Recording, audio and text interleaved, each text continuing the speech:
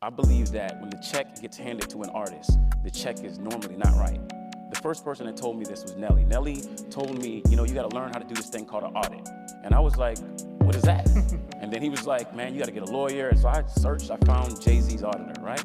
And then this guy went and said, I'll do it for, you know, I'm not gonna charge you up front, I'm gonna take a piece. And I was like, okay.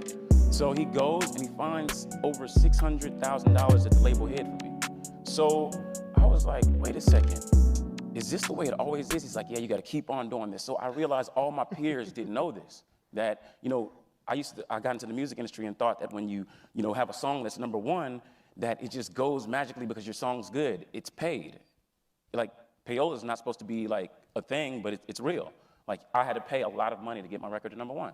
And I started looking at the music industry differently, and all of my peers, I started focusing more on equity. Right? I wasn't the guy that was going out and trying to chase a piece of a show that somebody's gonna pay me $10,000 to do. I wanted to get a piece of the actual thing that was holding these buildings up. So I realized all these guys weren't thinking like that. And the way I got off of Universal when they didn't wanna let me go is I told them, if you don't let me go, I'm gonna go teach all these guys on the label how to do an audit. And they let me go because of that. They didn't wanna pay all that money. So